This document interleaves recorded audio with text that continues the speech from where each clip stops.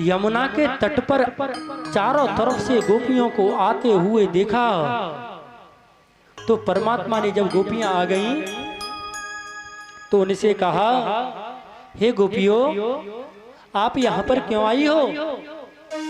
स्वागतम वो महाभाग प्रियम क्यों करवाणि वह प्रियस्या नामयं कश्चिद ब्रूतागमन कारणम। हे गोपियों, आप यहाँ इतनी रात्रि के समय क्यों आई हो? क्या आपने आज तक कभी रात्रि के समय यमुना और जंगल नहीं देखा था? उसको देखने आई हो क्या? तो जैसे ही आज परमात्मा के इन शब्दों को उन गोपियों ने सुना, तो गोपियां नीचे को गर्दन करके और अपने पैर के अंगूठे से यमुना की रज को टटोलने लगती हैं। अब भैया, मैं आपसे ही पूछता हूँ कि आप पंडित जी का नौता कर दो, पंडित जी का नौता कर दो, और जब दूसरे दिन पंडित जी आपके घर पे आए तो आप अपने दरवाजे पर बैठे हो और पंडित जी आए तो आप पूछो कि पंडित जी कैसे आना हुआ आपका? पंडित जी कैसे आना हुआ आपका? और वही स्थिति आज इन गोपिकाओं की है। पहले परमात्मा बुलाता है और बुला करके पूछता है, किस लिए आए हो? क्योंकि परमात्मा जब अपने ऊपर भक्त के ऊपर कृपा करता है तो उससे पहले ठोक बजाकर देखता है कि इसके अंदर कोई कमी तो नहीं है। तो परमात्मा कहते हैं, रजन्येसा घोर रूपा घोर सत्व निवर्षिता। हे देवियों, आपके आने का कारण क्या है? कृपया मुझे बताएं। तब वह देवी बोली कि भगवान, जो आपने कहा कि हम क्यों आए हैं, तो भगवान हम आपका दर्शन करने के लिए, आपकी लीला का आनंद लेने के लिए आए हैं। तो परमात्मा कहते हैं, हे गोपी, अपने पथ को त्याग करके कभी दूसरे के पास नहीं जाना चाहिए। अगर ऐसा कोई करता है तो वह महान कष्ट का भागी बनता है। और परमात्मा क्या कहते हैं, दुर्शीलो दुर्भगो वृद्धो वृद्धो रोगी जड़ो पिबा पतिस्तिभिर्नहातभ्यो लोकेस्यो विरपात की। चाहे हमारा पति रोगी हो, चाहे हमारा पति वृद्ध हो, चाहे हमारा पति कोढ़ी हो, चाहे हमारा पति गरीब क्यों ना हो, उसको कभी त्याग करके दूसरे के पास नहीं जाना चाहिए। क्यों? पति स्त्री हातव्यो, जो भी ऐसी स्त्री अपने पति को छोड़ करके जाती है तो लोपे सुर भिरतपात की, उसको संसार में दुख ही दुख भोगने को मिलता है और अंत में उसे नरक की प्राप्ति होती है। और इसी श्लोक का अर्थ बाबा तुलसी करते हैं। क्या कहते हैं? वृद्ध रोग बस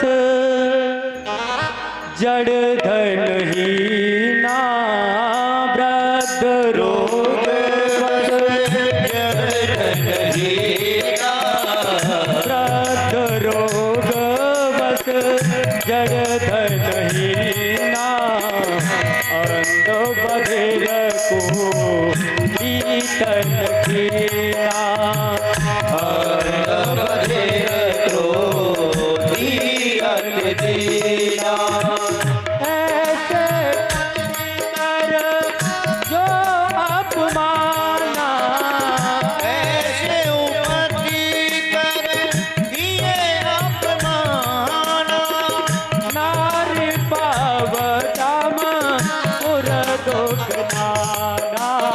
नारी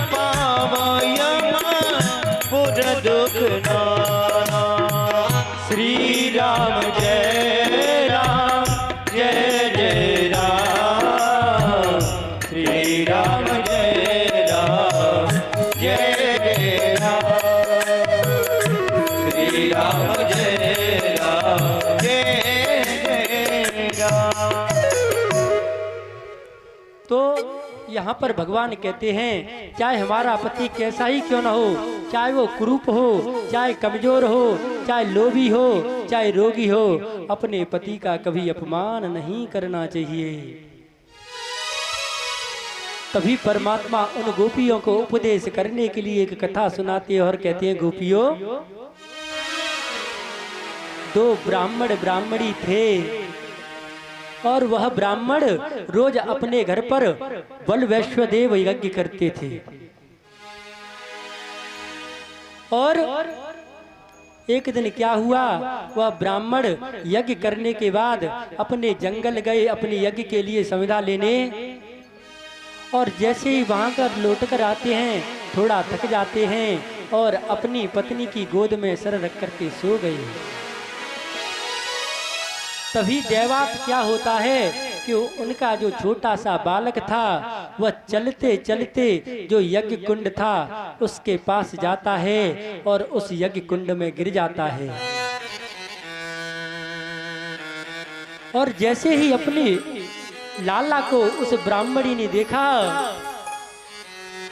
और अपने मन में सोचा, अगर मैं अपने पति को जगाती हूँ तो मेरा पातिव्रत धर्म नष्ट हो जाएगा, और अगर खड़ी होकर नहीं जाती हूँ तो ये मेरा बेटा जल जाएगा।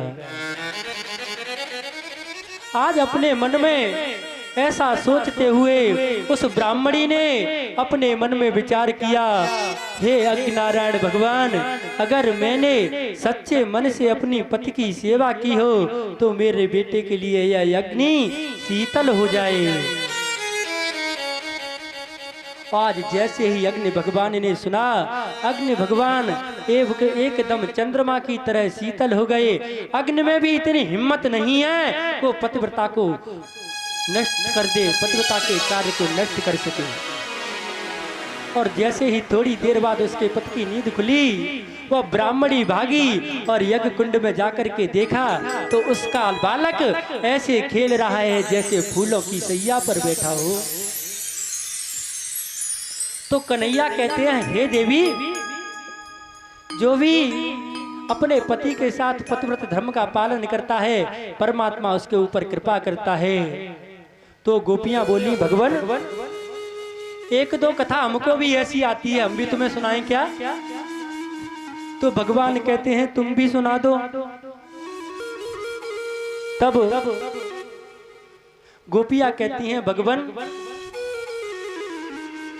एक लड़की की अभी तुरंत ही शादी हुई थी और शादी होकर के जब वह अपने ससुराल आई तो अपने पति से बोली कि स्वामी, मेरा यह नियम है कि जब तक मैं तुम्हें भोजन नहीं करा दूंगी, तुम्हारी पूजा नहीं कर लूंगी, तब तक मैं भोजन नहीं करूंगी। और आज जब उस पतिव्रता ने इतना कह करके 1-2 महीने बाद उसका पति बोला, देवी अब मैं बाहर जाना चाहता हूँ क्योंकि बिना धन के हमारा घर नहीं चल सकता है। तो जब उसके पति ने ऐसी बात कही तो वह देवी बोली, स्वामी आप तो चले जाओगे लेकिन मैं यहाँ पर भोग और पूजन किसका करूंगी?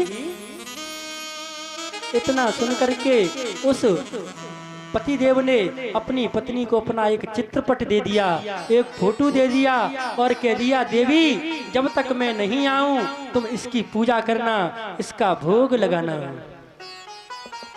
कन्हैया, एक दिन क्या होता है कि वह सती अपने उस फोटो के पूजा कर रही थी, तभी दरवाजे पर पति आ जाता है और पति आकर के कुंडी खटखटाता है। तो कन्हैया, मैं आपसे पूछती हूँ, क्या उस पतिव्रता को उस फोटो की पूजा करनी चाहिए या अपने पति को अंदर लाना चाहिए? तो कन्हैया कहते हैं कि देवी जब साक्षात पति हमारे सामने खड़ा है तो फोटो की पूजा क्या करना?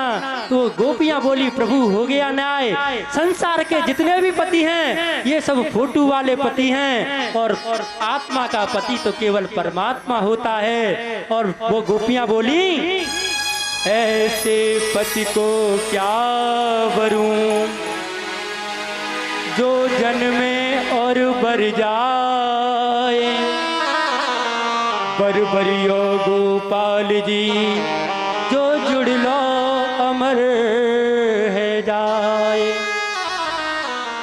तो कन्हैया समझ गए ये मेरे सच्चे भक्त हैं, मेरी परम भक्ता हैं। तो आज कन्हैया उनके साथ में रास विहार करते हैं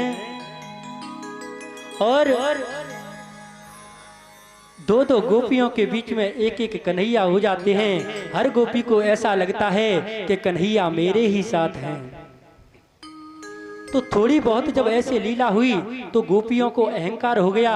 उन्हें लगने लगा कि कन्हैया हमारे से बहुत प्रेम करते हैं, इसलिए हमारे गले में बाह डाल करके नाच रहे हैं। तो जब कन्हैया ने अपने में सोचा, ओहो इनको तो अहंकार हो